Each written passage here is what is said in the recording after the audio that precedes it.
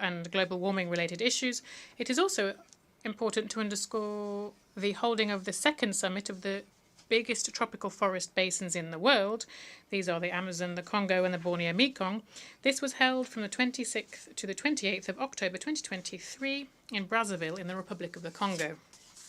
This African initiative, which was spearheaded by President Denis Sassou Nguesso, aims to implement, as part of the UN Decade for the Restoration of Ecosystems, create the first global coalition dedicated to the restoration of 350 million hectares of land and water ecosystems.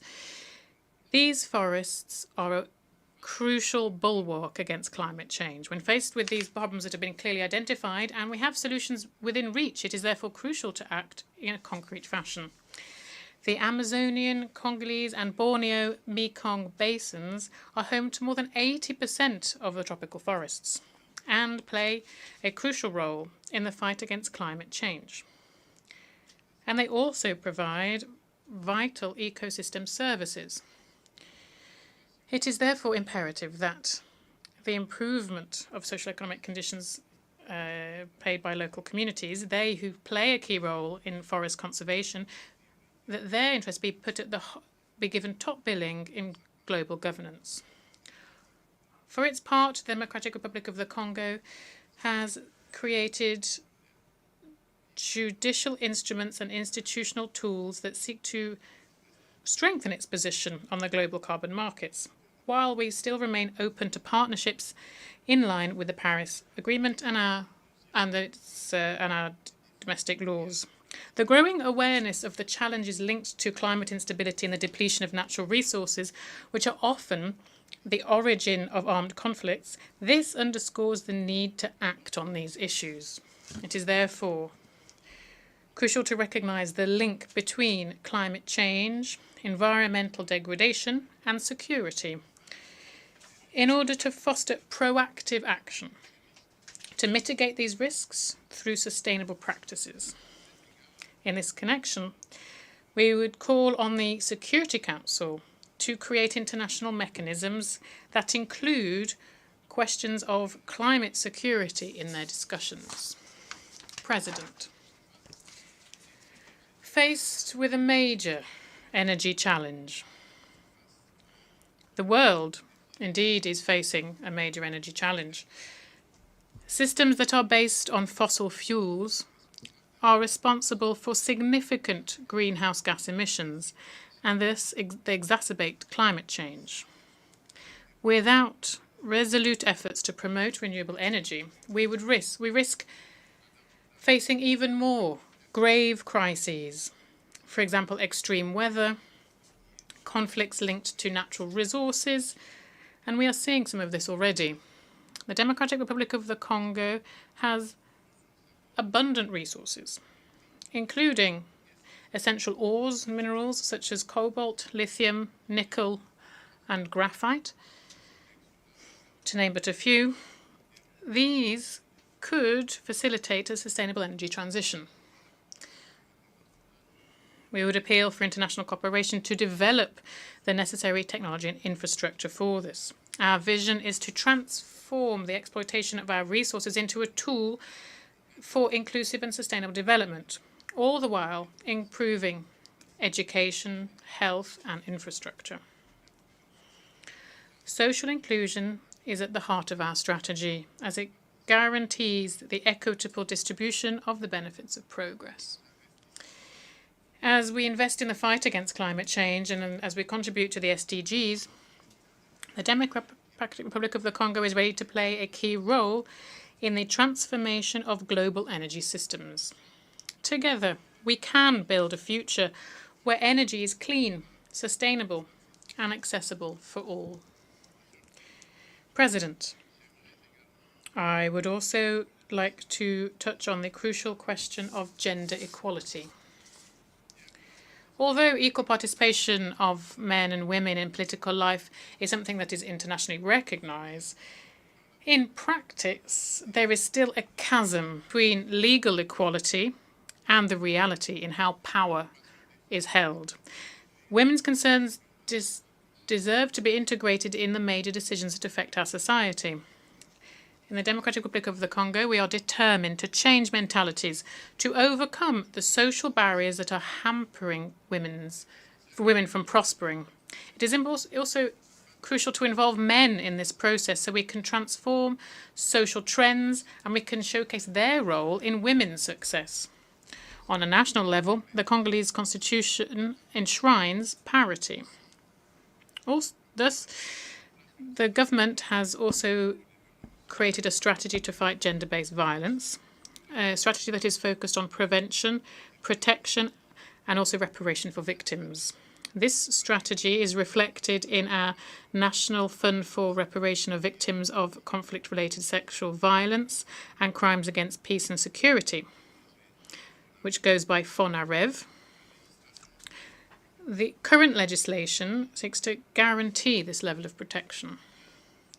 Here I wish to underscore significant progress that's been made in terms of women's participation in decision-making, with the appointment for the first time in our history of a woman as Prime Minister and Head of Government.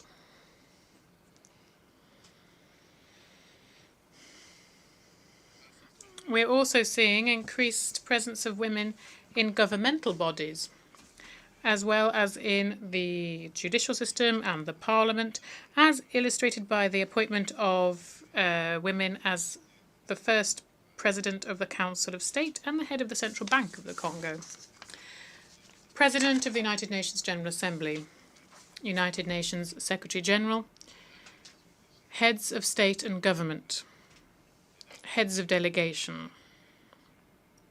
Ladies and gentlemen,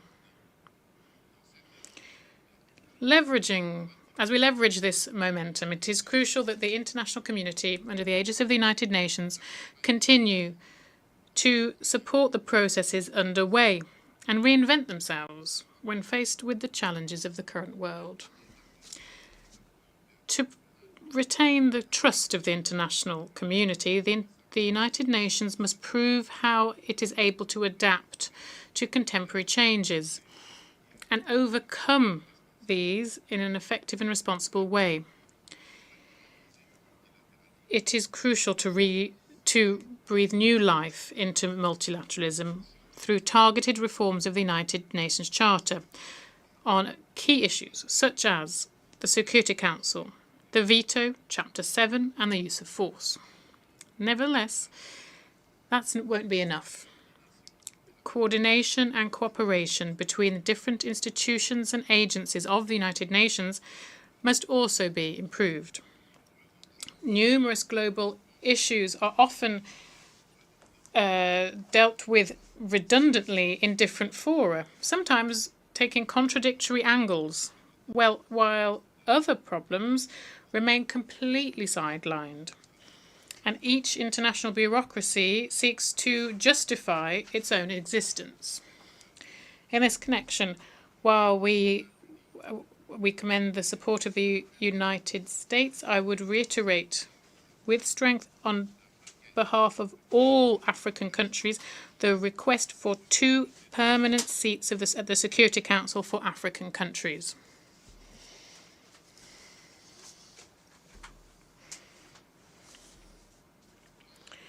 As the main decision-making body within the United Nations, this organ must include African representatives amongst its permanent members, with all of the associated prerogatives, particularly the veto.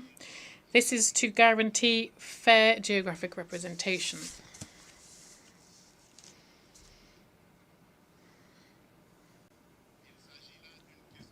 This is a question of justice.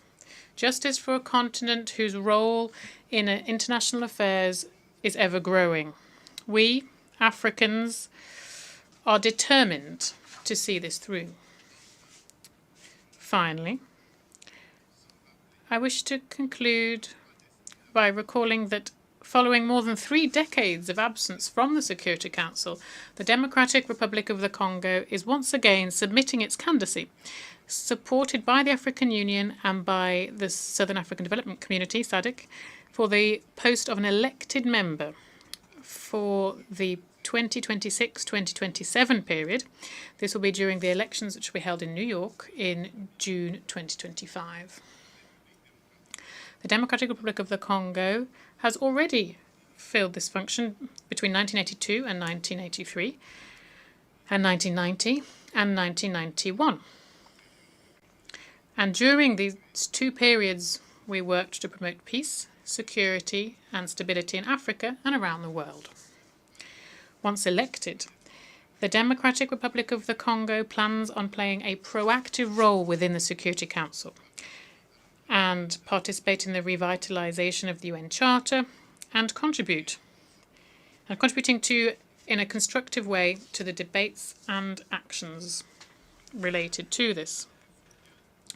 My country, therefore, requests the support of all member states as we come up to these elections. At a time when multilateralism is being so sorely tested, the Democratic Republic of the Congo reaffirms its tireless commitment to the international community. And it is ready to shoulder with honour and responsibility the mission to forge a future where peace and cooperation prevail over conflict and division. Nelson Mandela said, and I quote, "None of us acting alone can achieve success." End of quote. Thus, we are reaching out to each and every one of you, long-standing partners and new allies alike, to together write this new crucial chapter of our collective history. Together, let's make our world a place where every nation, big or small, can prosper in dignity and security. Thank you very much.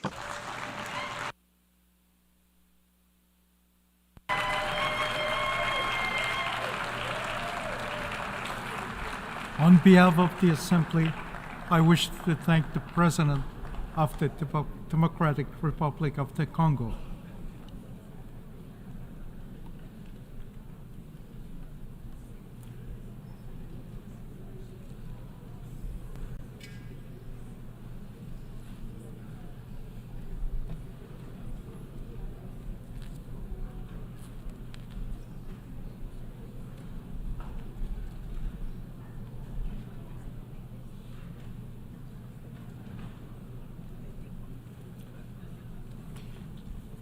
The Assembly will hear an address by His Excellency Umaro Sissoco Embalo, President of the Republic of Guinea-Bissau. I request protocol to escort His Excellency and invite him to address the Assembly.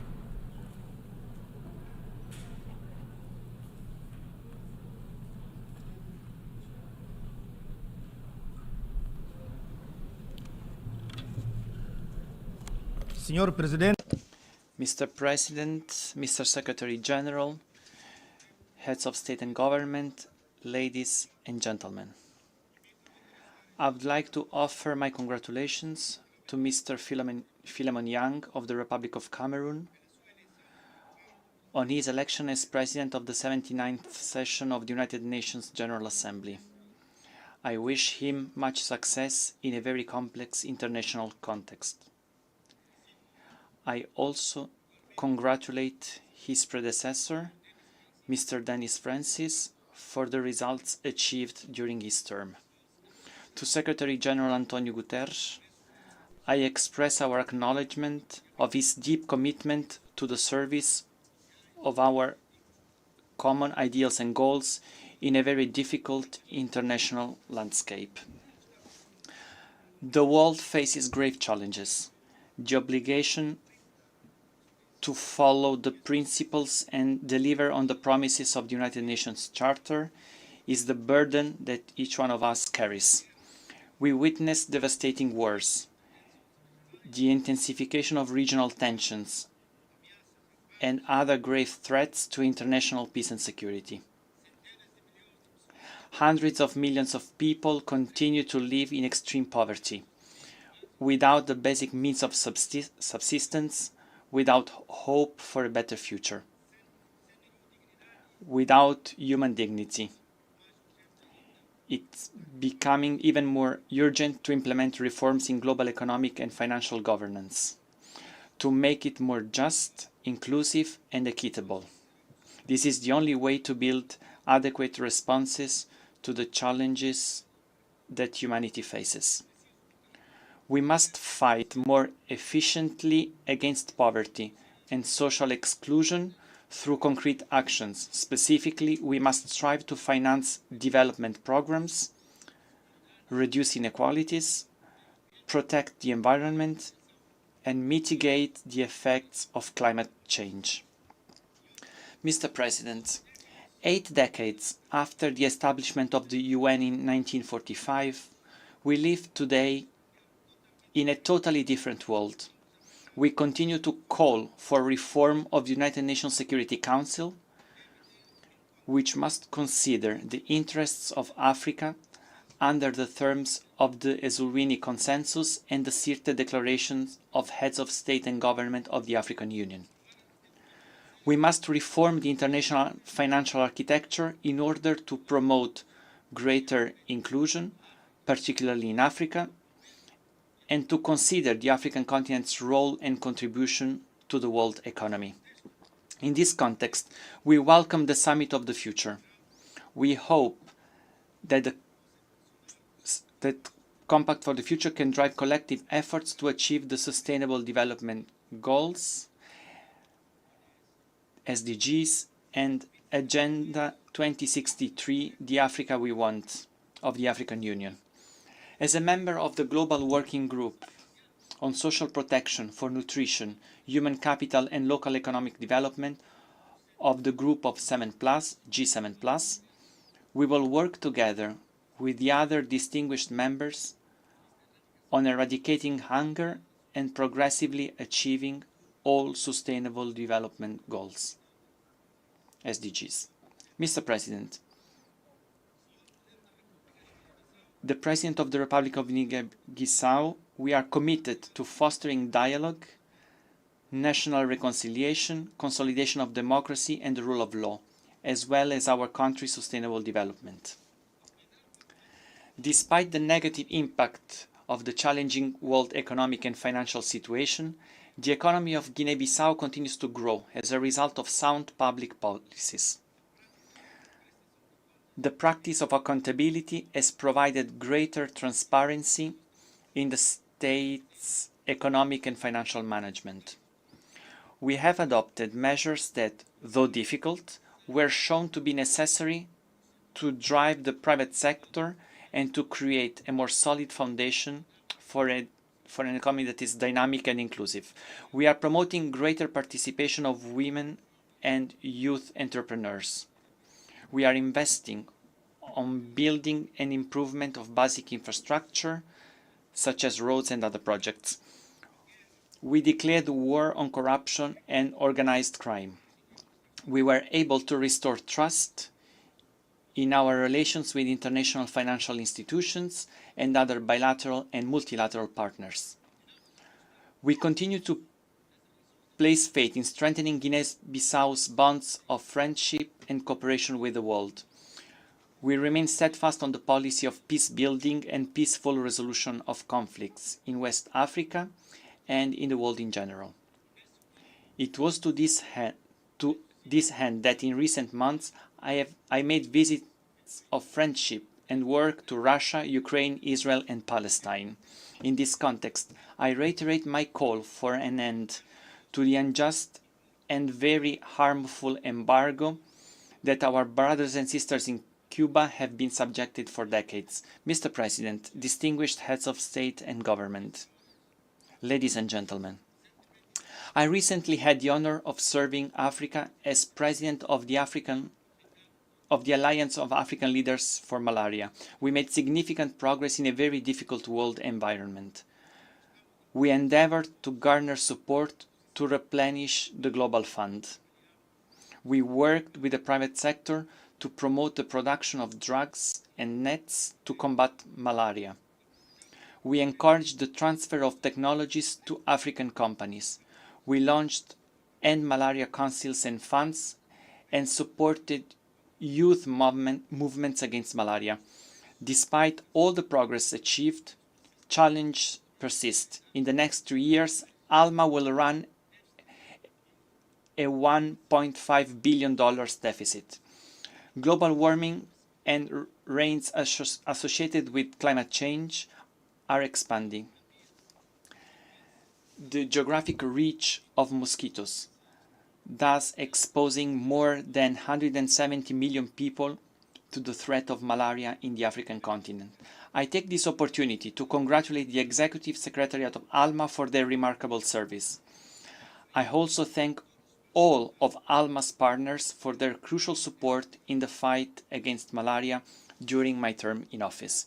Mr. President, ladies and gentlemen, in closing, I would like, on behalf of the population of Republic of Guinea-Bissau and my own, I would like to reaffirm our determination to continue to contribute to strengthening the friendship among countries and peoples, to promote international cooperation, multilateralism, the peaceful resolution of conflicts, the end of wars and suffering of innocent populations, to hold peace in the world. I thank you. On behalf of the Assembly, I wish to thank the President of the Republic of Guinea-Bissau.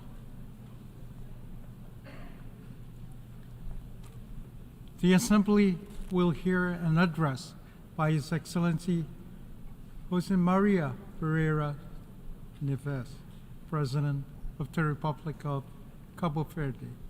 I request protocol to escort His Excellency and invite him to address the Assembly.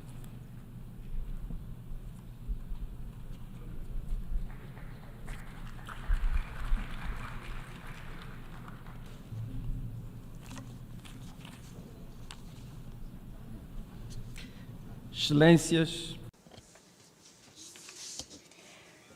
Excellencies, numerous armed conflicts continue to ravage various regions of the world with devastating impacts on the populations, particularly in the Middle East, where the potential for escalation and risk of spreading are all too evident. Innocent lives are lost daily in an unrelenting and merciless cycle of violence. We urge all parties involved, alongside the international community and relevant organizations, to spare no effort to put an end to these conflicts, to commit to dialogue and uphold the values enshrined in the United Nations Charter, international law, and humanitarian law, thus allowing the gradual return to normalcy and the possibility of building a future free from the present-day destruction and indiscriminate death. Excellencies, at the national level, we remain committed to achieving the Sustainable Development Goals, the 2030 Agenda, and the African Union Agenda 2063.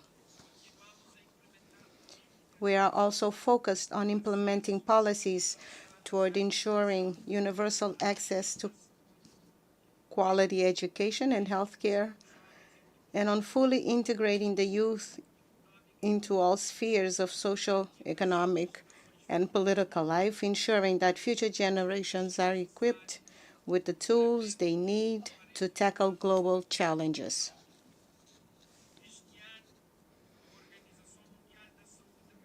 This year, we proudly received a certification from the World Health Organization as a malaria-free country, a comforting and encouraging testament to our commitment to health and healthcare as a fundamental right for all. While many nations, especially in Africa, are still grappling with this terrible disease, we have a unique opportunity to eradicate preventable and treatable ailments that have long plagued humanity, causing suffering, hindering progress, and trapping millions in poverty. To achieve this goal, I call on the upcoming IDA 21 Global Fund restructuring meeting to be held in Paris next month to prioritize funding through a dedicated budget line aimed at eliminating diseases. Microbial pathogens and antimicrobial resistance also pose significant threats to global health. Thus, understanding and managing microbial activity is crucial for addressing challenges related to disease control, food security, environmental conservation, and climate change. In this troubled and challenging international landscape, where multiple crises continue to impact people and the planet, I reaffirm Cabo Verde's firm commitment to being an active and constructive member of the United Nations and tirelessly championing the universal values contained in its charter. Among these crises, climate change disproportionately affects vulnerable nations, especially small island developing states. We look to COP29 to yield urgent and tangible progress on key climate issues, particularly as a deadline for significant emissions reductions approaches. Our people, especially communities in small island developing states, seek bolder commitments, namely from high-emission countries, and swift implementation of climate policies and funding mechanisms that are not only ambitious, but also equitable and effective. The rising sea levels, also caused by climate change, require immediate and special attention. The challenge is multidimensional and extends far beyond island and coastal populations. It affects all continents and regions, leaving no one immune to this catastrophe in the making. We therefore welcome today's high-level meeting on addressing the existential threats posed by sea level rise. Last year, on the sidelines of the 78th General Assembly, the Agreement on Biodiversity Beyond National Jurisdiction was opened for signature, representing an international milestone in the conservation and sustainable use of marine biodiversity in areas beyond national jurisdiction, that is, in the high seas, which constitute about 60% of the world's oceans. And I am proud to say that Cabo Verde, my country, signed this agreement on its first day and is currently finalizing the ratification process. I call on all nations who have not yet done so to also sign and ratify this important instrument for the conservation of life in our oceans. As an ocean nation, Cabo Verde has a tiny land territory in comparison to the immensity of its maritime territory. Therefore, I did not hesitate to accept UNESCO's honorable invitation to become patron of the United Nations Decade of Ocean Science Alliance for Sustainable Development for 2021-2023. As an ocean nation, heavily dependent on marine resources, our role in the Ocean Decade focuses on local and global actions to promote sustainable ocean management. We have been focused on the importance of sustainable ocean management, particularly for small island developing states that are very vulnerable to climate change and the degradation of marine ecosystems. For 3 consecutive years, we have hosted international ocean conferences to foster partnerships between governments, the private sector, scientists, and civil society to advance ocean science and create innovative solutions to ocean challenges. Thus, it is important to bring together key stakeholders in order to boost collaborative solutions for the oceans, help develop research capacities to study the impact of climate change, ocean acidification, and promote knowledge sharing and technology transfer to improve ocean monitoring and observation systems.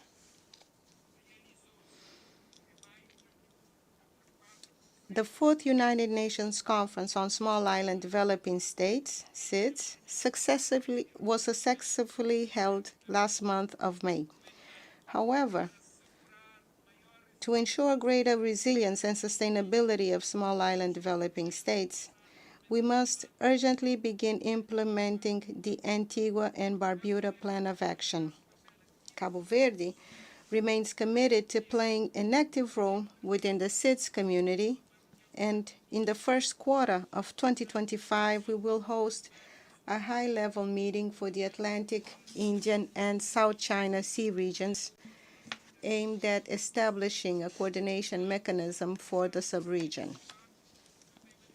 At the SIDS-4 conference, we also expressed our readiness to host the fifth United Nations Conference on SIDS in 2034.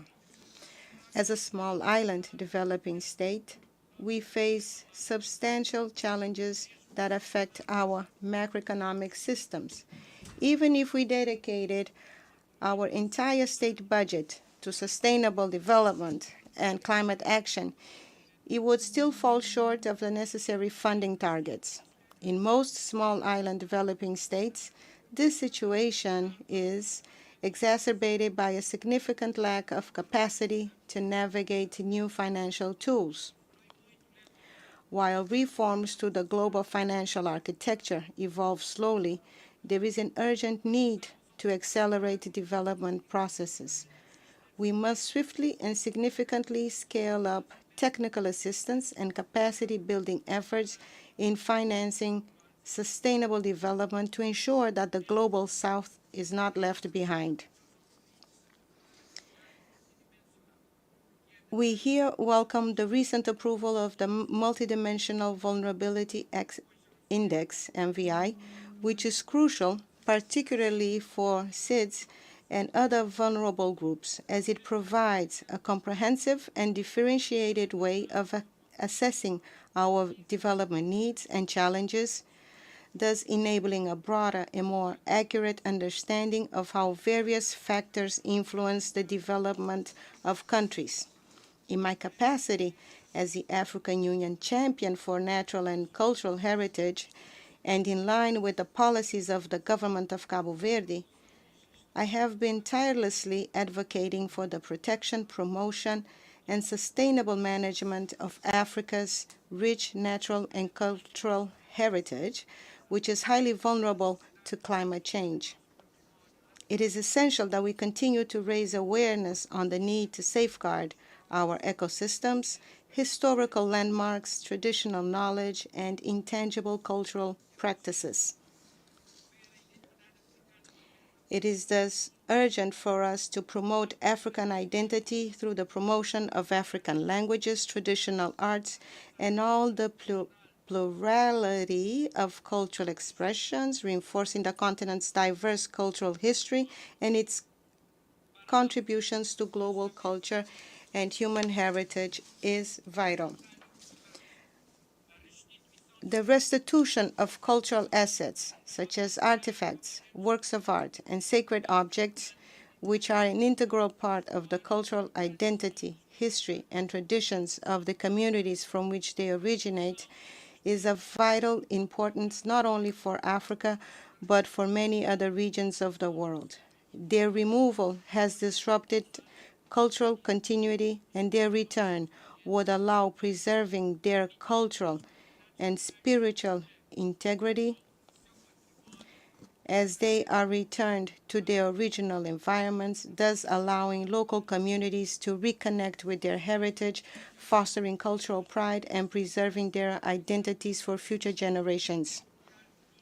I am pleased to announce that in 2025, we will host a high-level meeting in Cabo Verde focused on Atlantic Creoleness, or the Atlantic dimension of Creole, bringing together scholars of Creole languages, artists, writers, filmmakers, men and women of culture, and world leaders. They will represent the plurality of geographical spaces, of affirmation of Atlantic dimension of Creole, a construction of which Africans and their descendants were an integral part of. This meeting in 2025 aims to enhance initiatives like the Slave Route Project and the Decade of People of African Descent, as well as the United Nations Conference on Racism held in Durban in 2001. Our intention is to debate and praise Creole, the dimension of Creole, as a complex and very rich reality, the result of human relationships woven between peoples of the various peri-Atlantic continents during the ocean navigations that began in the 15th century. From these encounters, new forms of culture and organization of society emerged and lasted over time, representing a particularly fruitful moment of social and cultural innovation. These will be, therefore, intense days of academic and scientific reflection, but also of artistic demonstration, cultural exchange, and reconnection, from the performing arts to Creole cuisine, to handicrafts, to music. There will also be, of course, days of strategic political debate among decision makers on the dialogue between peoples and cultures and on the peace and the future of humanity. Thank you for your attention. On behalf of the Assembly, I wish to thank the President of the Republic of Cabo Verde.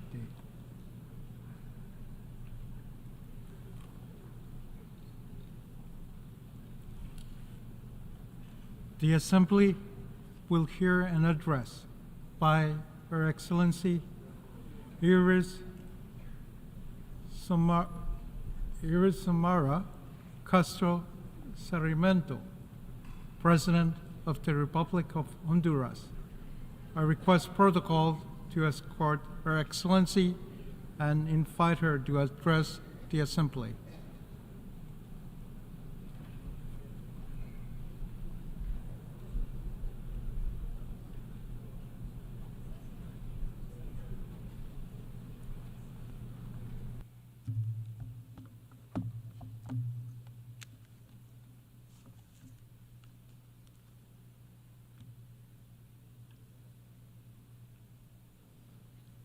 Señor Presidente, President of the General Assembly, United Nations Secretary General, distinguished presidents, prime ministers, and dignitaries representing the countries of this great assembly of the United Nations. I speak to you from this rostrum as President of Honduras, as the representative of a people who have resisted oppression, exploitation, and structural violence imposed against us for centuries. Today, I am threatened by the same forces of capital that 15 years ago perpetrated a coup d'etat against President Manuel Zelaya.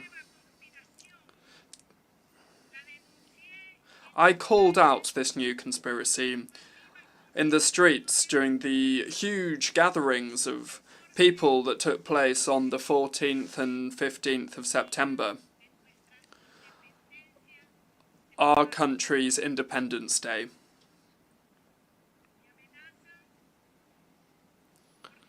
I'm being threatened because I have brought in structural changes to the economic model, and because I have called out the unfair taxation regime that perpetuates inequalities, that gives to the most powerful and that exploits the poorest.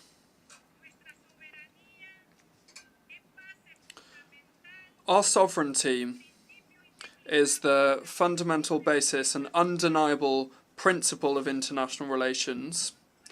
However, in Honduras, they continue to impose colonial practices, interference, economic, media, and political domination against us.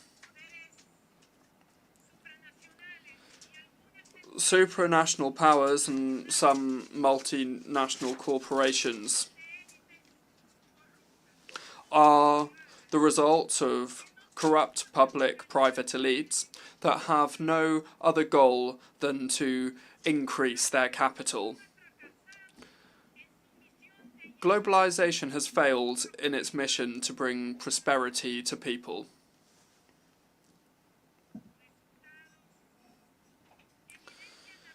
Its results lay bare the concentration of wealth in the most rich countries and among the elites, whilst at the same time the working class is cast aside and forced to migrate in order to survive. At this assembly, the majority of leaders from Latin America and the Caribbean have called out global capitalism as the main factor responsible for the destruction of natural resources and as the oppressor of the conditions of life of humanity. Accumulation of economic gain prevails above human interest, and the role of international financial bodies with their loans with conditions attached to them and fiscal and financial income are things that only aggravate the situation of poverty and dependency of our countries.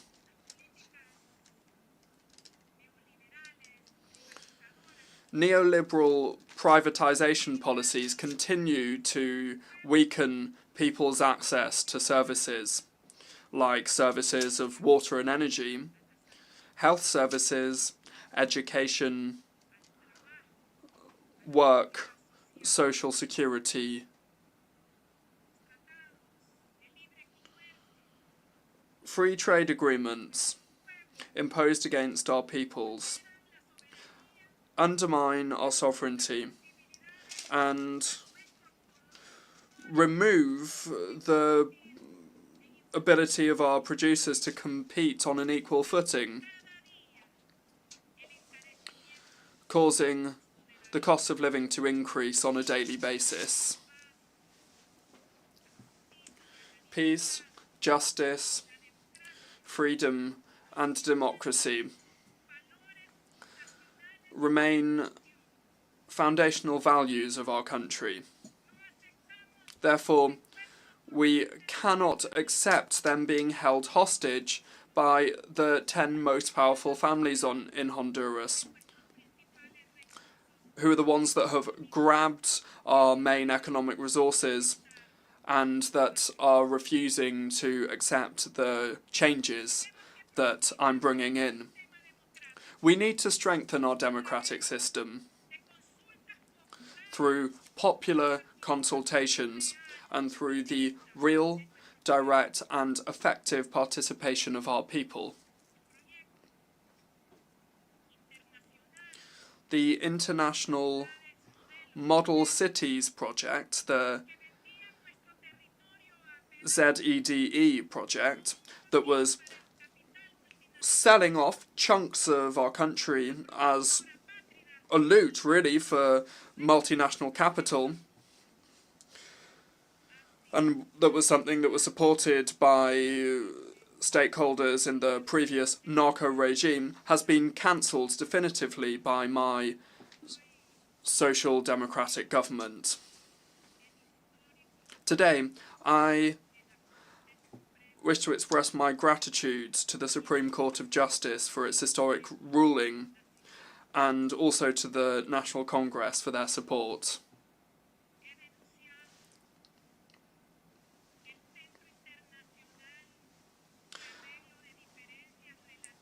I have called out the International Centre for Settlement of Investment Disputes, the ICSID, because it is an unfair system of arbitration where private interests prevail above the interests of nation states.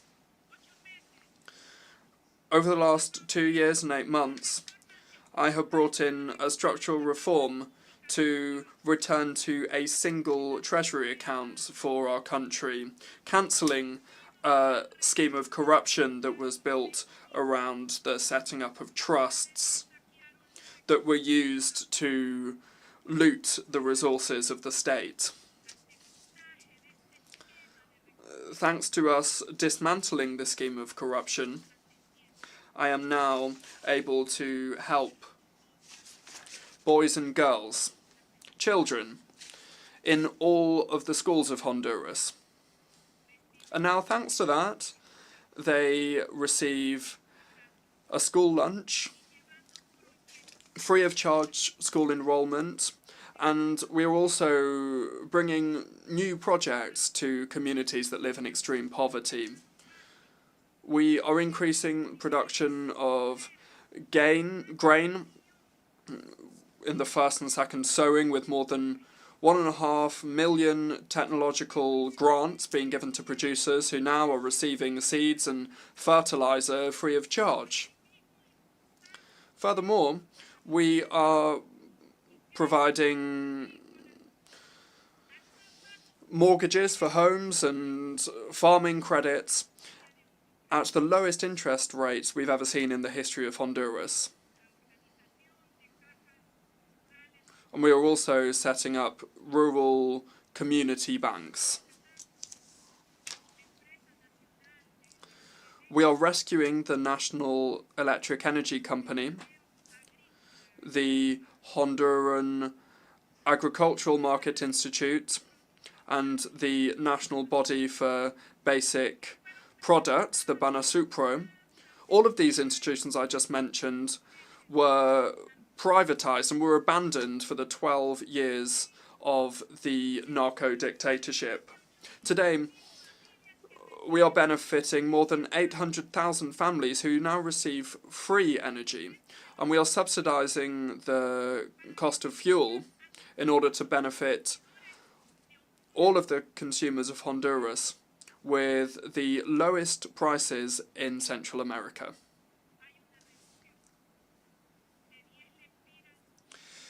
There's a reduction of 10 lempiras for each gallon of fuel sold.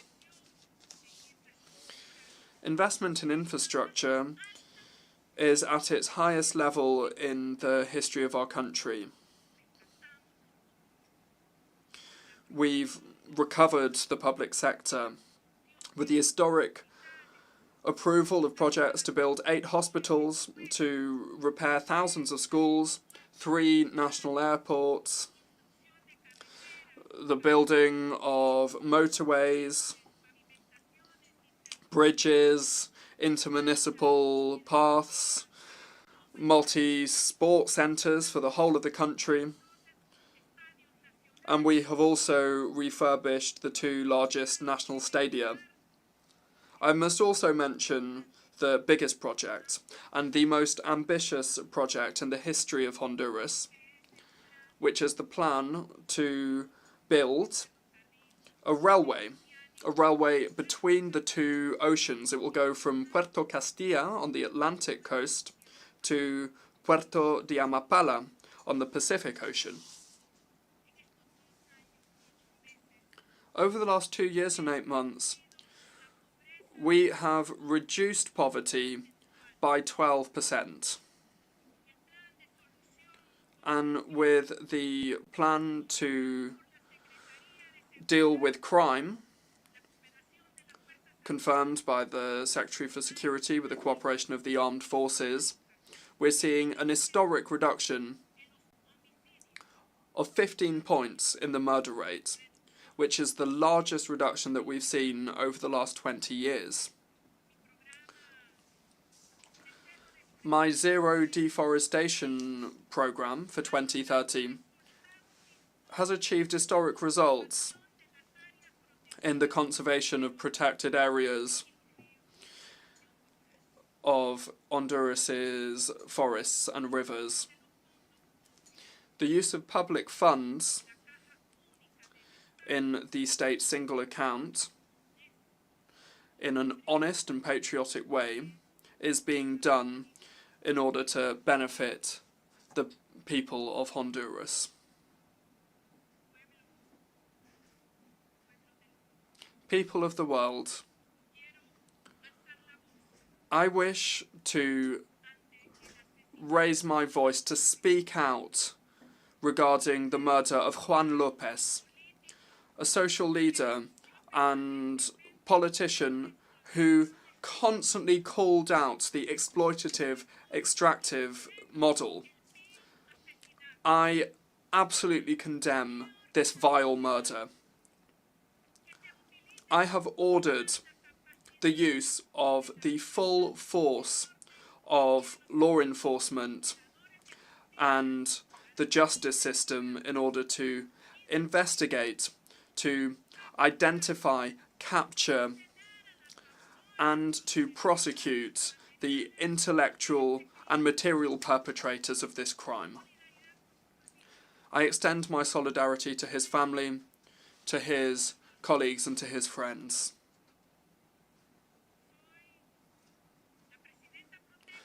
I am the pro tempore president of the Community of Latin American and Caribbean States, CELAC, with 33 different countries there.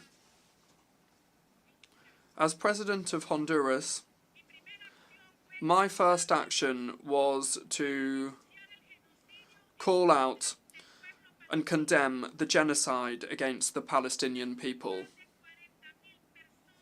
Already, more than 40,000 innocent people have been murdered by bombing, and in response to that, some countries have remained silent. I also must raise my voice and call for an end to this genocide. Lebanon must not become another Gaza Strip. We demand an immediate ceasefire in Lebanon. The Haitian people are calling for our cooperation and solidarity as an organisation of countries in the Latin America and the Caribbean. Haiti is the first motherland to have been freed from colonialism, and it deserves our full attention. And so, in the next few days, I will convene the presidents that make up CELAC to show our commitment to Haiti. This General Assembly, for more than 30 years, with an overwhelming majority, has rejected the inhumane embargo imposed against the people of Cuba. This terrible embargo begun in 1960, and since 1992, this General Assembly has sent out more than 30 resolutions calling for the United States to put an end to this cruel embargo. I also call for an end to the unfair blockade imposed against the kindred peoples of Nicaragua and Venezuela. We also call for Cuba to be removed from the list of terrorist countries.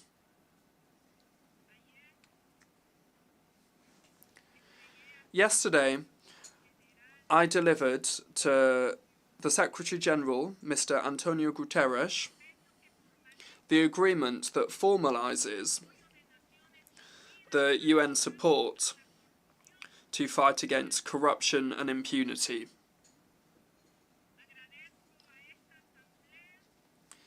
I thank this Assembly who approved our request to create this mechanism in order to combat public and private corruption.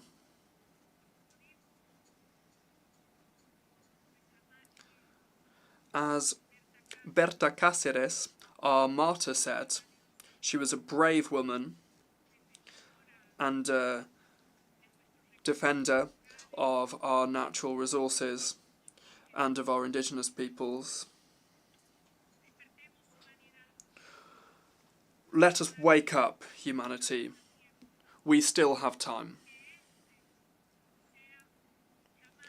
May this be the appeal and the motto of our generation. Thank you very much.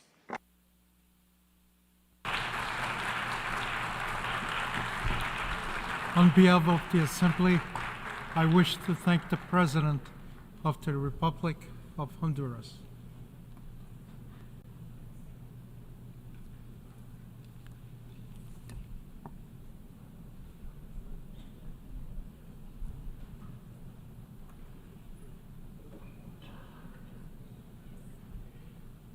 The Assembly will hear an address by His Excellency Joseph Numa Boakai, Sr., President of the Republic of Liberia.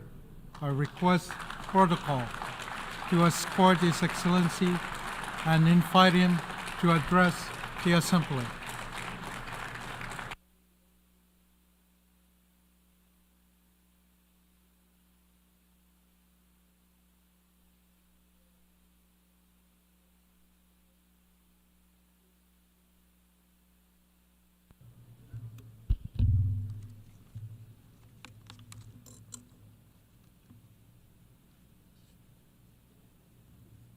His Excellency, Philemon Yagan, President of the 7th and 9th Session of the United Nations General Assembly, His Excellency Mr. Antonio Guterres, Secretary General of the United Nations, Excellencies, Heads of State and Government, Ambassadors, Heads of Delegations, and esteemed delegates, distinguished ladies and gentlemen.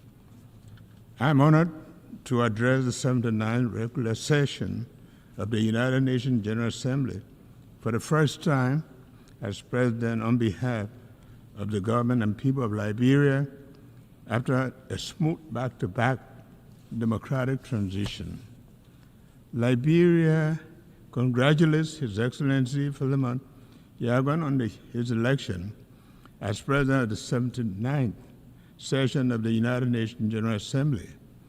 You can be assured of Liberia's support as you steer the affairs of the General Assembly. I extol His Excellency Dennis Francis for his astute leadership during his presidency of the 78th session of the General Assembly and commend his determination to inspire and rekindle hope globally. I deeply thank Secretary General Antonio Guterres for the remarkable and visionary leadership he continues to provide in pursuit of our collective mandate. Mr. President, Excellencies, distinguished ladies and gentlemen, in the summer of 1945, Liberia joined other nations in San Francisco as one of the original signatories to the United Nations Charter. On that fatal day, the world, having suffered the scourge of war, was full of hope and determined to reverse the past. Nearly 80 years on, and reflecting on the preamble of the United Nations Charter, which declares our commitment to promote social progress and better standard of life and larger freedom, we ask the question, has our reaffirmation of faith in the dignity and worth of human person made 8 decades ago, had been realized. We must admit that the world has changed and the frontiers that we now embrace are different. In it, greed, insensitivity to the poor, the international drug epidemic, money laundering, dynamics of climate change, and the impact of social media must compel us to rethink our approach to global peace and security. Our beloved United Nations must undergo the institutional and philosophical reflections required to respond to the new age. As we assemble under this theme, unity in diversity for advancement of peace, sustainable development, and human dignity for everyone, everywhere, it is important to recognize the shared values and collective efforts that come from our unity with diversity. We must acknowledge these as essential for the advancement of peace, sustainable development, and the inherent dignity of every human being worldwide. By doing so, we can build a better world where no one is left behind. Like many nations gathered at this assembly, Liberia recommits to the Sustainable Development Goals.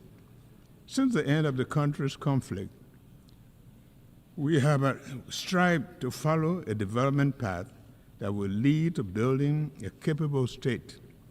12 years ago, we dared to dream of a future within the realm of possibility, harboring core national aspirations to transform the future. Named Liberia Rising or Vision 2030, it has been the driving force behind all of our planning efforts. The building of blocks and the tenets of Vision 2030 are significantly aligned with the Sustainable Development Goals. Our government's Arrest Agenda is a comprehensive approach developed to address the economic and social needs of millions of Liberians, especially the youth, who account for 60% of our population. With emphasis on agriculture, roads, infrastructure, development, justice, and the rule of law, education, sanitation, health, and tourism, the agenda has mainstreamed the SDGs as it's designed to take Liberia to the finish line of the 2030 Sustainable Development Goals. The fight against poverty, the promotion of human dignity, a steadfast commitment. Despite our progress, poverty remains a significant challenge, with over half of our population living below the poverty line. The Sustainable Development Goals aim to eradicate poverty in all forms by 2030, ensure social protection for the poor and vulnerable, improve the access to essential services. Liberia is dedicated to assessing the levels and the causes of poverty and implementing strategies to reduce it and promote shared prosperity. My government also acknowledges pressing need to address maternal and newborn mortality by implementing robust monitoring and evaluation of health services in the country to accelerate the reduction of maternal and newborn mortality.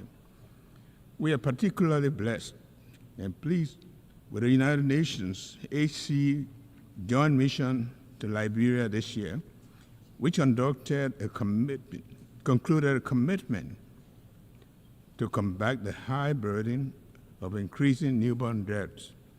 We welcome the United Nations General Assembly's decision to declare July 25th as the International Day of Women and Girls of African Descent this year.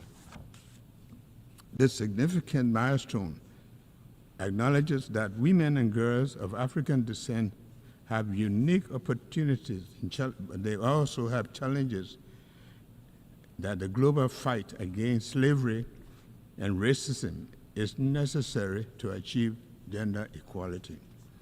Liberia credits its credentials by producing the first woman president of the United Nations General Assembly, Angie Brooks Randall, and first female president of Africa, President Ellen Johnson Sirleaf. Liberia has witnessed and continues to witness the immense contribution of women and girls of African descent in politics, culture, and every area of societal development. Excellencies, distinguished ladies and gentlemen, Liberia has enjoyed uninterrupted peace for almost 2 decades, following the 14 years of civil conflict. During this time, we have held 4 democratic elections, with last year's election marking the 4th since the return to democratic order in 2006.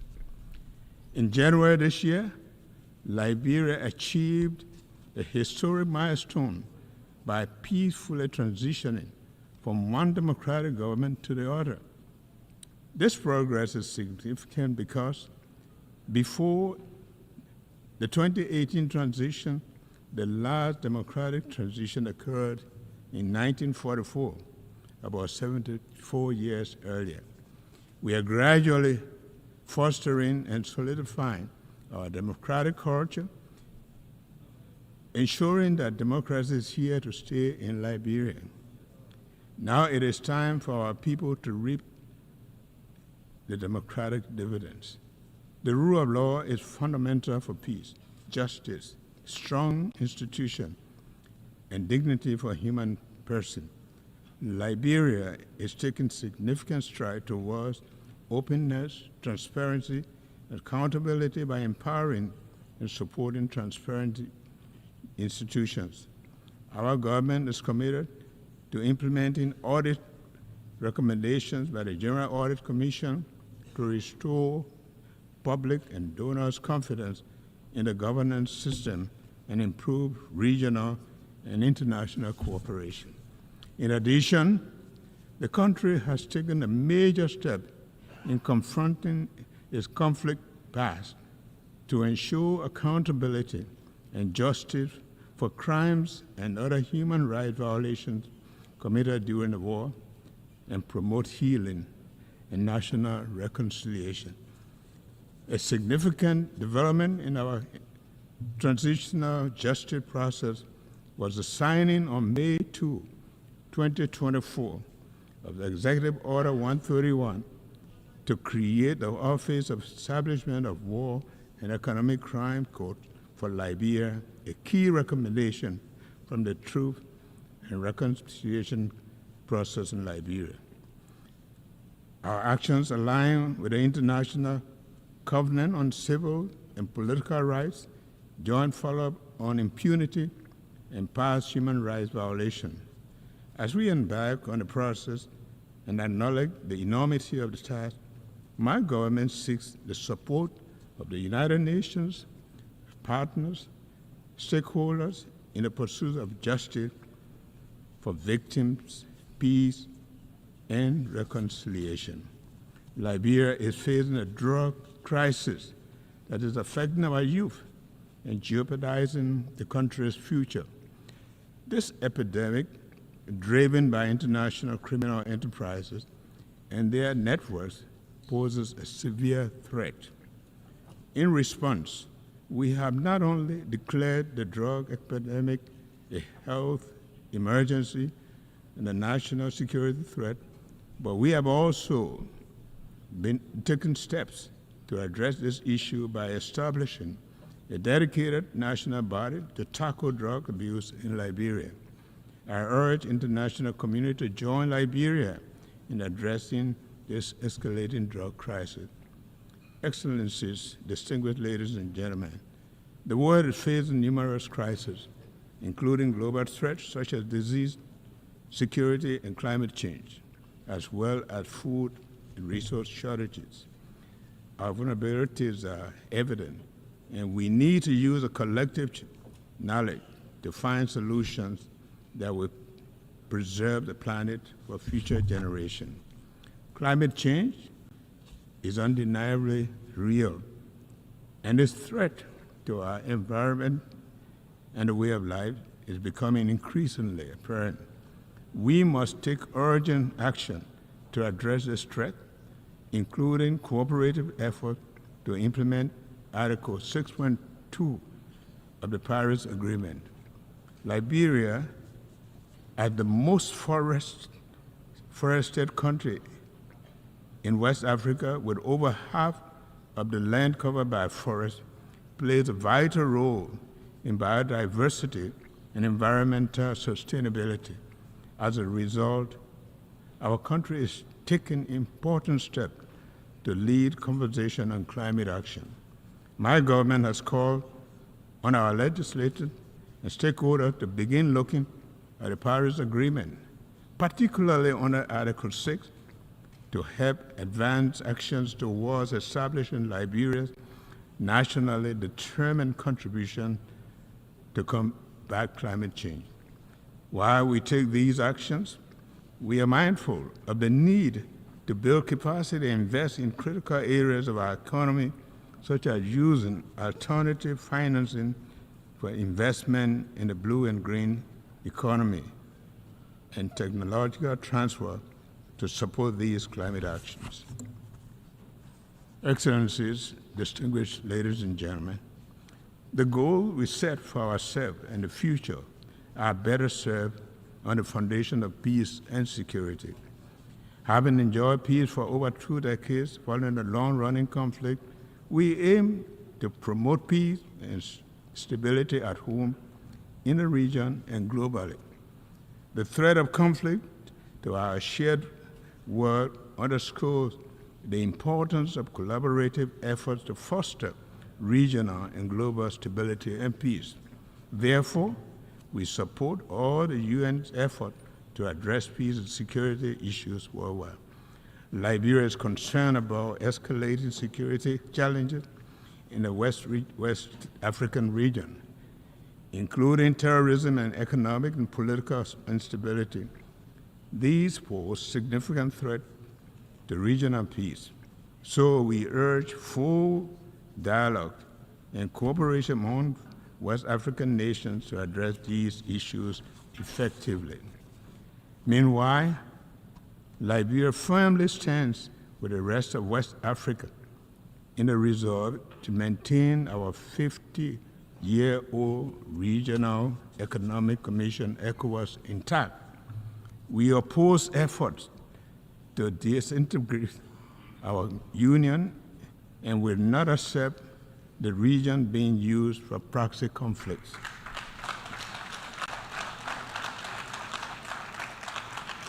We look at the AU and the UN to support us in keeping the regional body united. Similarly, at the global level, we call for an immediate ceasefire in the Middle East to provide civilians and essential humanitarian relief. We urge both Israel and the Palestinians to engage in negotiations towards lasting peace, including a two-state solution. Additionally, we see the ongoing conflict in the Ukraine as a threat to global peace and security. Therefore, there is an urgent need for a peaceful resolution that also respects Ukraine's territorial integrity. Mr. President, Excellencies, distinguished ladies and gentlemen, this year's Assembly is a pivotal moment for Liberia's bid to ascend to the African non-permanent seat of the United Nations Security Council 2026. We have proudly announced our candidacy. We look forward to the support of the member states to vote Liberia overwhelmingly to the seat of the Security Council. We can work with Council members to promote peace, justice, and security. Liberia is dedicated to promoting sustainable growth and ensuring human dignity for all. Liberia is prepared to work together with the United Nations and global allies and international community to accomplish the sustainable development goals, establish a fair, peaceful, and sustainable world. The commitment to unity is deeply ingrained in Liberia's history as a founding member of the United Nations and a post-war international institution, as well as regional and sub-regional organizations. It also affirms our strong belief in multilateralism and international rules and based world built on shared values and principles are crucial to the future. The future of a more peaceful, prosperous, sustainable world must be all-encompassing, fair, and dignified for everyone worldwide. One United Nations, one world. Thank you, and thank you very much.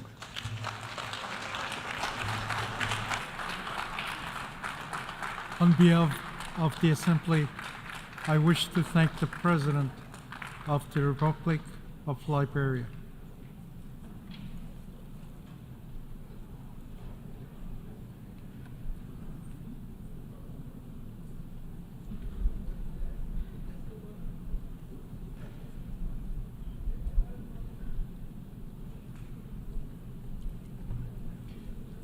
The Assembly will hear an address by His Excellency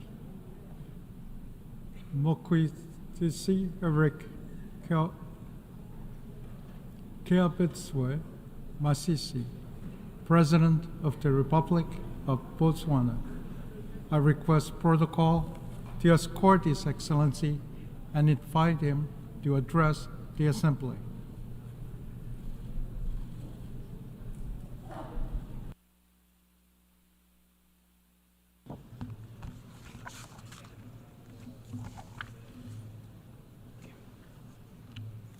Mr. President, Excellencies, distinguished ladies and gentlemen, I wish to start by extending my congratulations to you on your election as President of the General Assembly at its 79th session.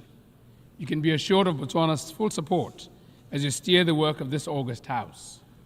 Mr. President, this Assembly continues to meet on the backdrop of an age of multiple and interconnected crises which were triggered by the COVID-19 pandemic and geopolitical tensions between major powers. These crises have been further compounded by the Israel-Hamas war, which erupted shortly after we concluded last year's high-level week. The attacks on innocent civilians on both sides are unacceptable and thus stand condemned.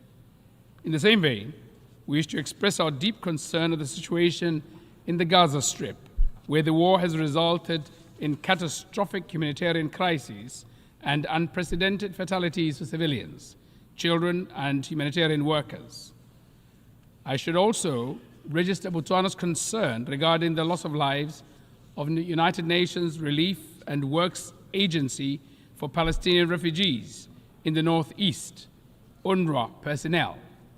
I take this opportunity to pay tribute to UNRWA personnel and all humanitarian workers and their commitment to deliver aid, save lives, and alleviate suffering in Gaza and elsewhere. We owe them a debt of gratitude, and they deserve our full protection. Botswana also abhors attacks on UNRWA installations and condemns disinformation and misinformation campaigns against this life-saving General Assembly mandated agency. Botswana firmly supports the work of UNRWA, which entails providing humanitarian and development assistance and protection to Palestine refugees pending the just resolution of the question of the Palestinian question. In this regard, Botswana is proud to be among the countries that joined the Statement of Shared Commitments on UNRWA, which reaffirms support for the agency, its mandate, its staff, and highlights its indispensable role during this difficult time. Mr. President, we wish to reiterate the centrality of the two-state solution in resolving the Israeli-Palestinian conflict and the attainment of a just, comprehensive, and lasting peace. We therefore urge parties to commit to a political process that will pave the way for the realization of the two-state solution in which Palestine and Israel live side by side in peace and security based on the pre-1967 borders. Mr. President, the war in Ukraine also rages on, with no indication of an end in sight. We continue to underscore the need to respect the sovereignty and territorial integrity of Ukraine in line with the United Nations Charter and international law. We also call on parties to give diplomacy and dialogue a chance and to seek a peaceful resolution. In Africa, the guns still have not gone silent. We continue to grapple with armed conflict, terrorism, and potentially explosive geopolitical tensions. We commend the African Union, sub-regional bodies, as well as the UN for their efforts in addressing these challenges. In this vein, we welcome the adoption of United Nations Security Council Resolution 2719 of 2023 on the provision of support by the United Nations to AU-led peace support operations on a case-by-case basis and look forward to its operationalization.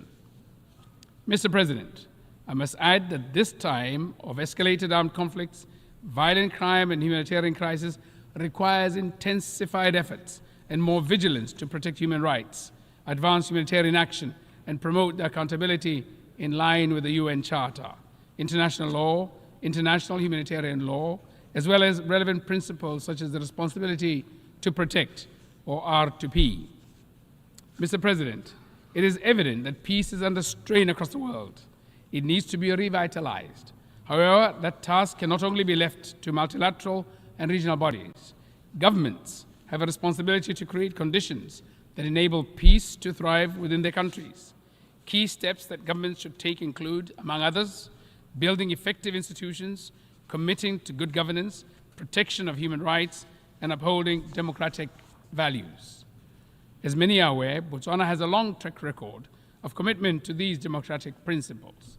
The implementation of recommendations from our recently concluded constitutional review process, as well as our upcoming general elections on the 30th of October 2024, provide opportunities to deepen our democracy and strengthen our good governance credentials. Mr. President, regrettably, while on the one hand, the scourge of war rages on the other hand, the promises of sustainable development is in great peril. It is deeply concerning that with only 6 years before the 2030 deadline, sustainable development goals are way off track.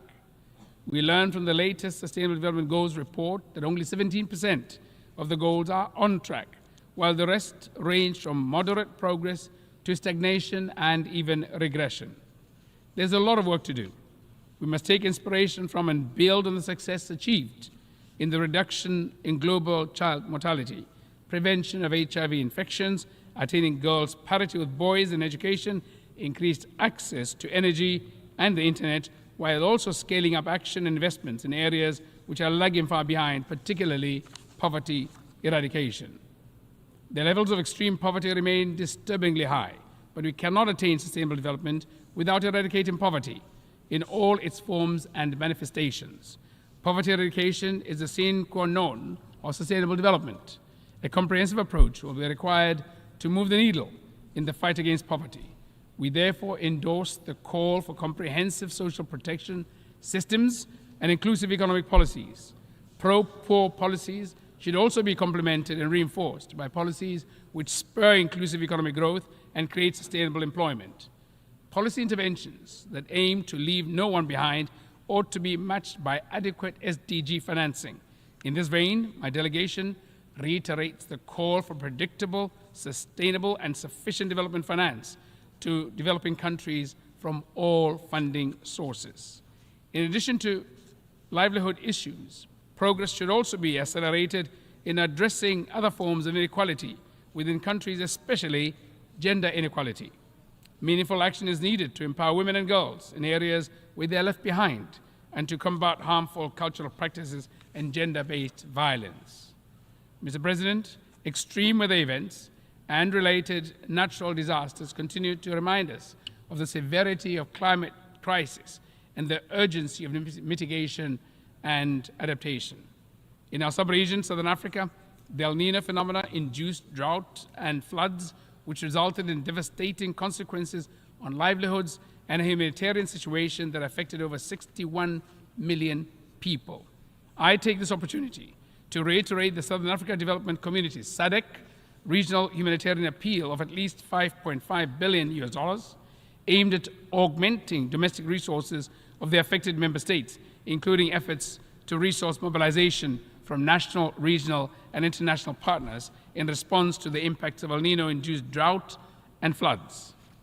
I cannot overemphasize the need for adequate climate finance for effective climate action.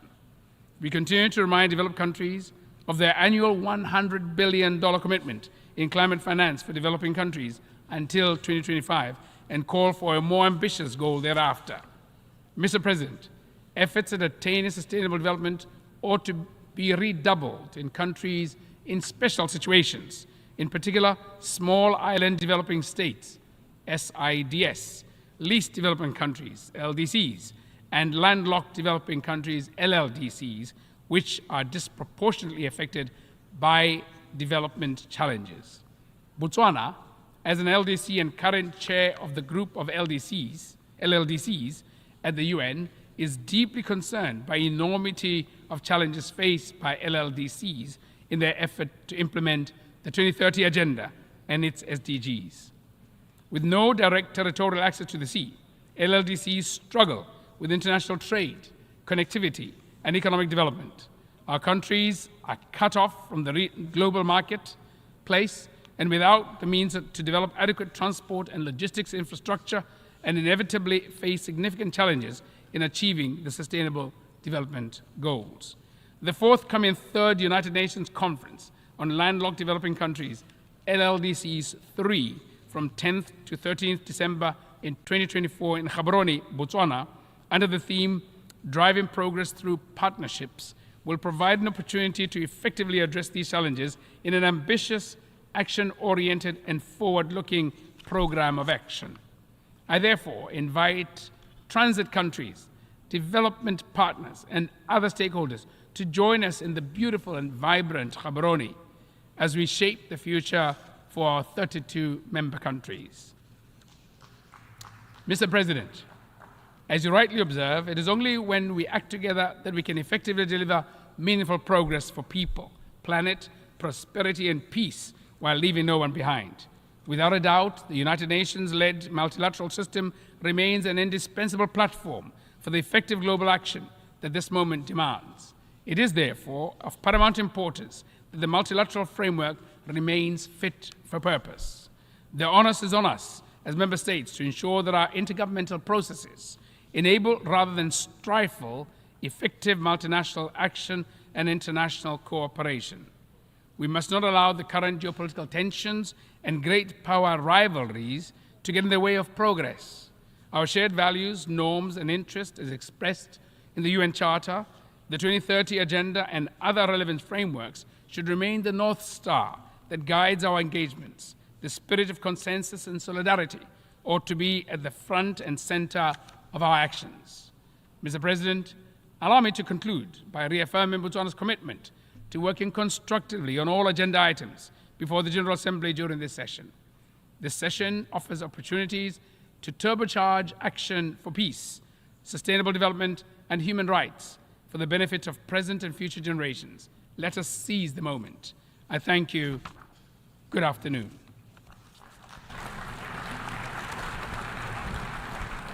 On behalf of the Assembly, I wish to thank the President of the Republic of Botswana.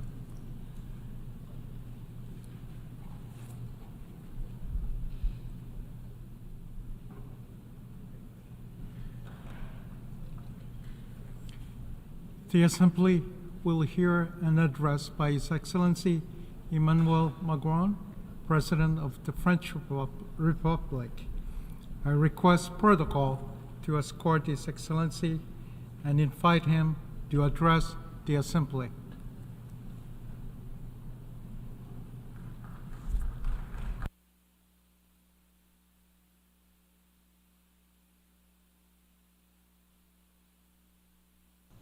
Monsieur le Président, President of the General Assembly, heads of state and government, ministers, ambassadors, ladies and gentlemen. I'm speaking here on behalf of a country who will never forget what nations are capable of doing when they are united. Freedom, And France has just paid tribute indeed this year to the peoples of America, Europe, Africa, Asia, and Oceania, who allowed us to liberate ourselves from the Nazi grip. Progress and peace also. France, with its peoples, have created a community of free states, sovereign states, able to engage with each other and to understand what is essential. Also, hope. Much like we've seen in recent times during the Paralympic and Olympic Games that France hosted this year with beauty, enthusiasm, and the support of the peoples. However, despite this, the Olympic truce that we wanted here did not come to life. However, the danger of words without action and impotent diplomacy are before us every day. However, our organization is facing the biggest convergence of crisis possibly ever after its 8 decades of existence. And the feeling of a loss of control is growing when faced with wars, with climate change, increasing inequality, injustice. And every day humanity seems to be more fragmented at a time when the circumstances would require us to find common responses, strong, effective responses. To these 2 words, United Nations, need to embody hope once again. And what must we do for this? We need to find this essential bedrock of this, and that's what I wanted to touch on briefly. Above all, first and foremost, we need to restore the terms of trust and respect between peoples. And here I can see them often trampled in our debates. To do this, we need to pay equal attention to those who are suffering. As I mentioned here 2 years ago, in fact, let's stave off the possibility of having double standards. One life is equal to another. The civilian protection is an imperative norm and must remain our North Star at a time when this year we are marking the 75th anniversary of the Geneva Conventions. And let's not let the idea take root for a moment that those who died in Ukraine are from the north, that those who have died in Gaza are from the south, and those who die in the conflicts in Sudan in the Great Lakes region or in Myanmar would be those who've consequences, who are alone and ignored. Let's regain control and restore this confidence and trust, which means that we should look for peace everywhere and not accept any differences at a time, or indifference at a time when human lives are at stake. Let's not accept any difference when difference being made when territorial integrity and the sovereignty of states is at stake either. These conflicts today call into question our very capacity to ensure that our UN Charter is respected. And when I see some people want to propose peace by asking for capitulation, it's surprising. We can't even, how can we could support any idea like this? I would like to reiterate here how the protection of civilians, of all humanitarian workers, of all of those who are working to defend our common values is crucial in each and every one of these conflicts. Next, we must provide a common response to the great challenges, the 2 wars that are affecting Europe and the Middle East. Russia, indeed, is waging a war in Ukraine for territorial conquest, scorning the most fundamental principles of international life. They are guilty of violating the law, ethics, and honour.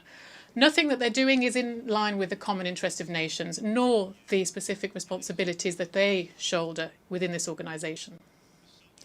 The fate of Ukraine is a question of peace and security in Europe and around the world, because who could still believe that they are protected from their bigger neighbours, the violent neighbours, those avid ones? If we let Russia win this as if nothing happened, no one could do that. It is therefore in our common interest and the common interest of nations that Ukraine be restored in its legitimate rights as soon as possible and that just and lasting peace be built. France will continue to do everything in its power so that Ukraine can hold strong, be out of danger and obtain justice. France will continue to provide it with the equipment that is necessary for its defence, and with its allies and partners that are closest to them, France will support the remarkable resistance of the Ukrainian people and will commit to their lasting security. Let us look for peace. France will join its forces with all of those sincere partners to build solid peace in Ukraine, for Ukraine and for Europe. I know that for many of us, the key issues are elsewhere. There's a long list of forgotten wars, unjust victories, badly negotiated resolutions, or perhaps resolutions that are never implemented. I am not forgetting any of them, even if I can't list them all here. President Tshisekedi, who spoke earlier at this tribune, said that the situation in the Great Lanes, and I will go back to him and President Kagame in a few days, we'll cover that. That is of concern to us as well. And in Armenia, Prime Minister, which France stands strongly shoulder to shoulder with the pressure from Azerbaijan and territorial intentions, the international community must be there so that peace negotiations are successful and so that the internationally recognized borders are preserved. But I know that for a lot of the people here, the essential issue beyond these wars is together, and it's also for us together here in Gaza, where the fate of the Palestinian people is currently present and heavy over all of our debates. On this topic, on such a complex topic, I'd like to say clearly France's position from day one. We condemn strongly the terrorist attack, which was terrible and unprecedented, carried out by Hamas against Israel on the 7th of October. Terrorism is unacceptable, whatever the causes may be, and here we mourn the victims of the Hamas's attack on the 7th of October. They include 48 French citizens. I express my compassion, friendship, to all of those families who have lost children, parents, friends on the 7th of October. We ask also once again and solemnly for the hostages to be released.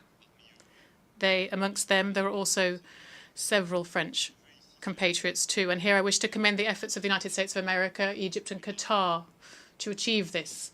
This remains a priority for us all. Israel, when faced with this terrorist attack, has a legitimate right to protect their own people and to deny Hamas the means of attacking them again. And no one here could have suffered something like the 2nd of October without there being consequences. However, the war that Israel is waging in Gaza has gone on too long. The tens of thousands of civilian victims in Palestine cannot be justified. There is no explanation possible for this. There are too many innocent people who have died, and we mourn them too. And those people who have died are an outrage for humanity and a dangerous source of hatred, resentment, which threatens and will threaten everyone's security, including that of Israel tomorrow. So this war needs to stop, and a ceasefire needs to happen as soon as possible, at the same time as the hostages are released. And that humanitarian assistance needs to arrive en masse in Gaza. This is a position that we have held since October 2023, where the resolutions with many of us. Let's hold the first humanitarian. We held a humanitarian conference for Gaza in November 2023 in Gaza. It's now a question of political will, given the destruction of the military capacity of Hamas, and it is imperative that a new page is turned in Gaza for the guns to be silent, for humanitarian workers to return, and for civilians to finally be protected. France will participate in any initiatives that will save lives and would allow for everyone's safety to be protected. The deployment of an international mission must open the way for the implementation of the two-state solution. It is up to the Security Council to take a position on this. And also, without further ado, the necessary provisions need to be taken to preserve the link between Gaza and the West Bank, to restore Palestinian Authority and its functions, and also to ensure the reconstruction of the territory, and to once again make life possible, quite simply. France will ensure everything can be done so that Palestinian people can finally have a state side by side with Israel. The conditions for just and lasting peace are well known. We just need to open the way for this, and the path towards this must be as short as possible. France will therefore is committed to the two-state solution and will renew its action so finally it can benefit the people and meet their legitimate aspirations. A Palestinian state should be created, given all the necessary security guarantees for Israel. So we should build the reciprocal recognition and common security guarantees for all in the region. And we'll be working on this over the next weeks with Israelis and Palestinians, with all our regional and international partners as well. And at this time, at the moment, the main risk is that of an escalation. I extend my brotherly thoughts to Lebanon and the Lebanese people. Hezbollah, for too long, has been running an untenable risk of dragging Lebanon into a war. Israel cannot, without consequence, just expand its operations to Lebanon. France demands that everyone respect their obligations along the blue line. We will therefore act to ensure a diplomatic voice can be heard, a voice that is indispensable for sparing civilians and preventing a regional conflagration. We cannot have a war in Lebanon. There cannot be a war in Lebanon. This is why we urge Israel to cease this escalation in Lebanon, and we urge Hezbollah to cease the missile launches to Israel. We urge all of those who provide them with the means to do so to stop doing so. We have asked for the Security Council to meet today, indeed, to this end. And I welcome this. And the French minister at this end of the week will head to Lebanon themselves. It's the same unity that we must show when faced with the great regional challenges and the global challenges before us, because beyond the conflicts that we are seeing, that I've just mentioned, we need together to continue to ensure that sovereignty is respected, everyone's sovereignty. Regional and international solutions need to be built to tackle these challenges. And this is the idea behind the relationship we wish to have with Africa, a new partnership. And that is for what for the last 2 years we've been doing, working to do. France has done a lot over recent years for the African continent. France has done a lot over the last few decades, but more specifically in the Sahel, where the French army have fought successfully against terrorism, side by side with regional and international partners. However, the military coups d'etats in the region have meant that we had to take the necessary conclusions. But Europe and Africa have a shared destiny, which demands a broad partnership, a partnership for peace and security, of which the terms need to be renewed, more training, more equipment, more mutual respect. Also, there's partnerships that is underpinned by economic, energy, sport aspects, as well as cultural, memory aspects. And that's what with Benin, Senegal, Cameroon, Algeria, Morocco, and many other countries. This is what we have been patiently building over recent years, and something we will continue to do.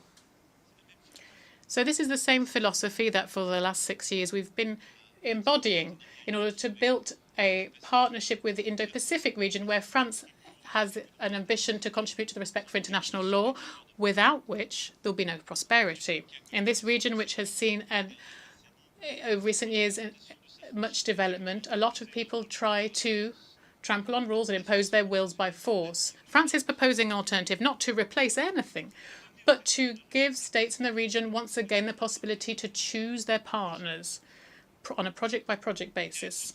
French territories in the Indo-Pacific have unique expertise in the fight against climate change, protection of biodiversity, the development of clean energy, or the fight against cross-border threats. And our vocation is this in the region, and it is to cooperate with all on the environment. As you've understood, this partner-based logic is one that seeks to build new balances, to refuse that the world be fragmented, where old rule books are thrown aside. respect each other, we build the paths towards peace and stability. So beyond that, the challenge that we have is, of course, affected by the conflicts that I mentioned. But we must not lose sight of our multilateral agenda because of all of this, nor should we lose the effectiveness that we've committed to. And having gone through the pandemic, which reminded us so blatantly of the importance of some of these common challenges, we should not forget that we need to bear all of this in mind. And so I believe profoundly that effective multilateralism has never been as necessary as today. It must give results. It must give results for development, fight against inequality, education, healthcare, climate, biodiversity, and technology. On each of these individual pillars, we need unity. And we need also to do everything we can to avoid a divide between the North and the South. And that's exactly the philosophy that we have developed in the Paris Pact for People and Planet that more than 60 states have already joined. Firstly, we need to ensure that never we will push a state to choose between these objectives. Why would the states of the North teach lessons to the states of the South and try and explain to them that they should respect climate and therefore renounce on very economic opportunities? This is some things we didn't do 20, 30 years ago. It would be unacceptable. Therefore, we need to build an agenda that allows, at the same time, progress to be made in the fight against inequality and for social development, for education, for climate and biodiversity, and global health. Then, solutions need to be made, and these solutions need to be based on the proposals of the states themselves. And this is what we, for example, started to do with our partnerships for a just energy transition. Not having one size-fits-all solution for all from capitals where we go to inspect countries and ask them to all follow exactly the same recipe.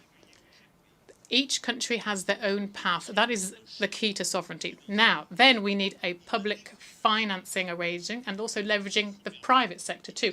And that meant that this is what allowed us 3 years ago to properly support the IMF's special drawing rights and to obtain the reallocation of more than 100 billion special drawing rights for the benefit of the countries who need that most urgently, particularly in Africa. This was a silent revolution, but it was crucial.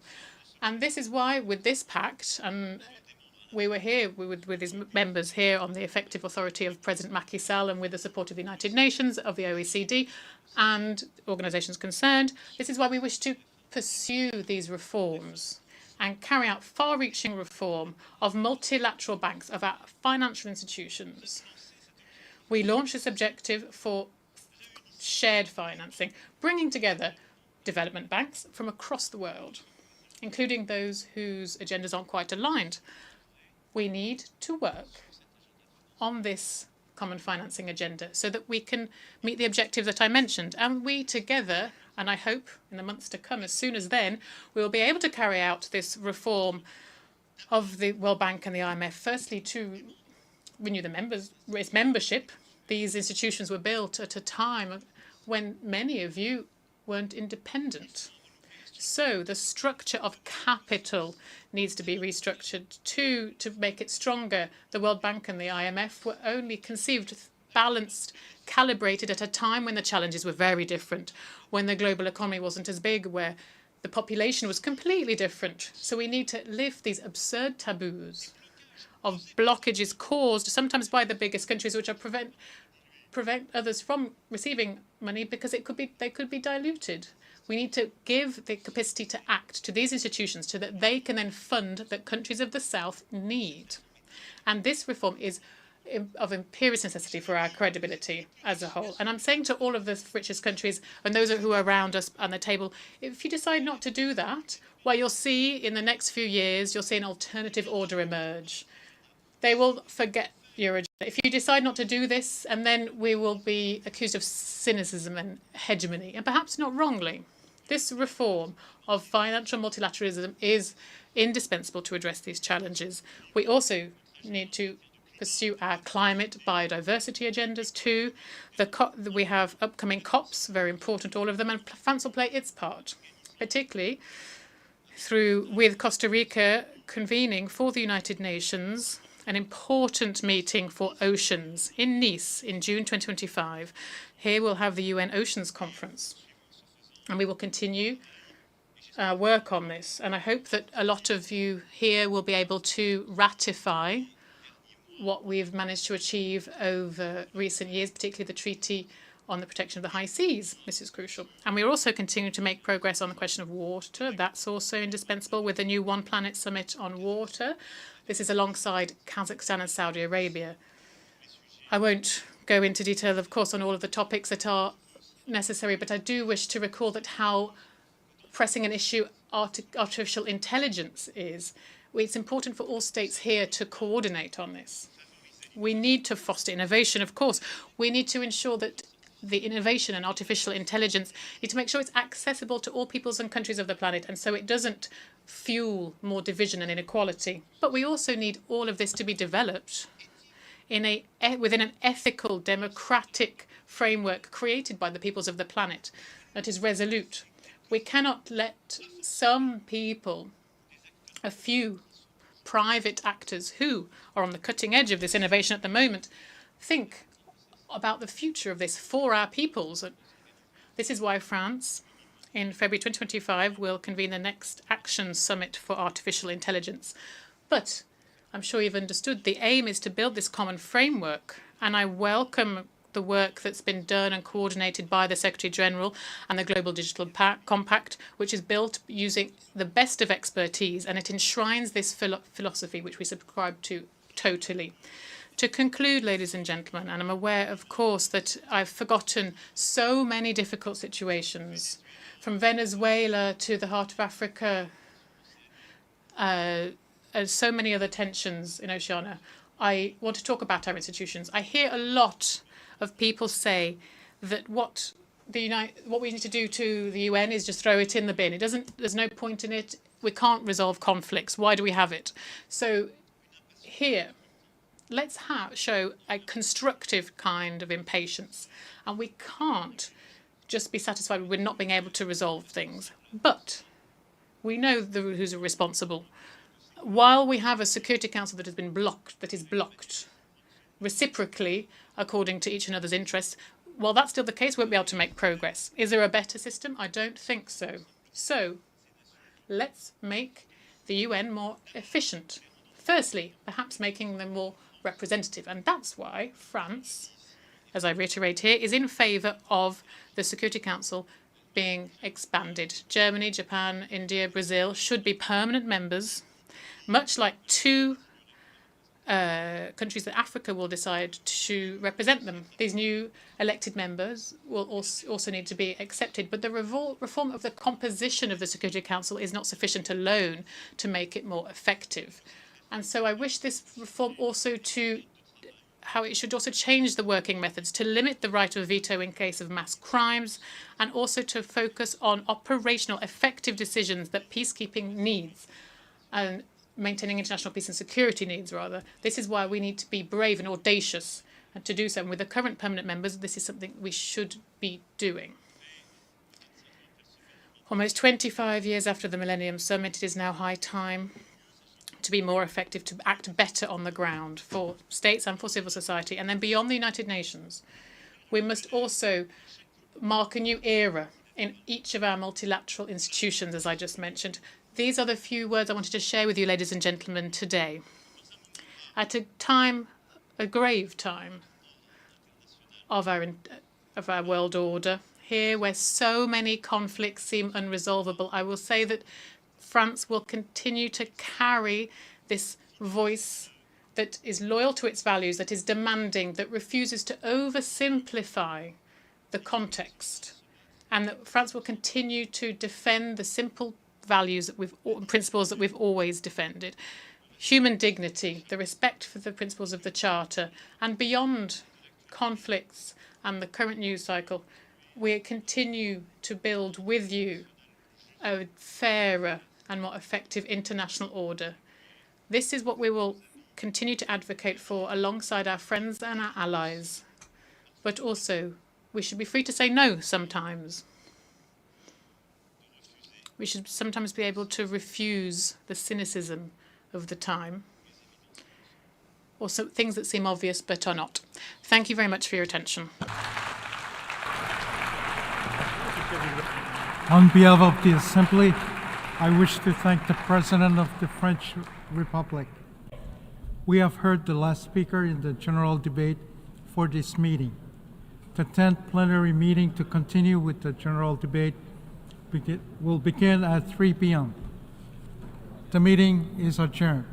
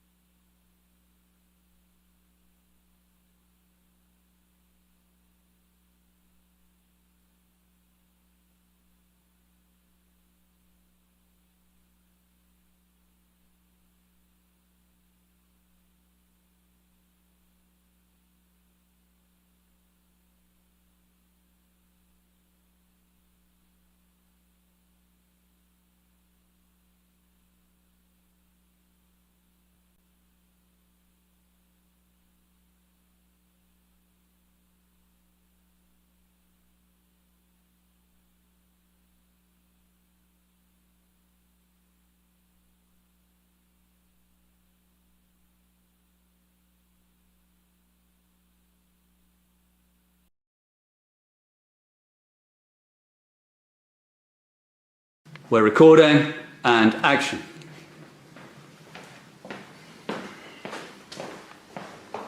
Why did you come to my house last month? I don't know. Oh no, I think you do. I made a mistake. And? I shouldn't have come. You're fucking coward. Look, I'm just trying to do what's right with Veronica, okay? I'm trying to change. Well, you never changed for me. Yeah, well, to be honest, you never really let me. Wow. All I did was wait for you to grow up. I rooted for you. I fucking paid for everything. I did everything for you. Yeah, and I was still never your equal. And you know what? I think you preferred it that way. Well, I know my success was never easy for you. And what do you define as success, Celeste? Because you don't look very successful right now. Because you are pretending to be an adult. What do you want? I just want you to admit you're wrong. Wrong? Wrong about what? What did you expect me to do? Wait for you to meet somebody first? Is that how you saw this happening? Look, I didn't expect to meet someone so fast, okay? But I did. And we have a chance to be happy together. I don't want to blow that. Oh, you know what, Jesse? You would definitely blow it. You know, I feel really sorry for you. You might actually be alone for the rest of your life. Don't ever call me. Don't worry about it.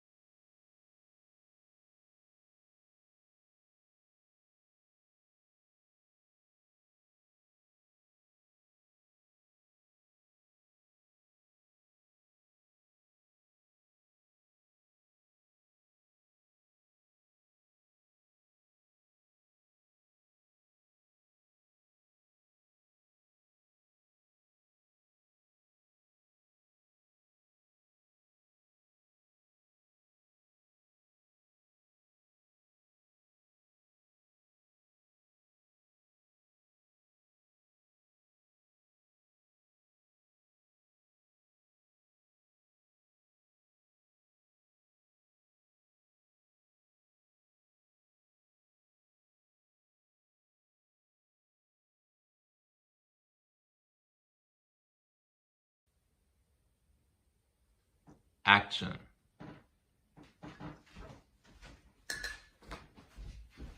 Here, boss. Jesus, Henry, look at you. What? You're a mess. No, I'm good. Good.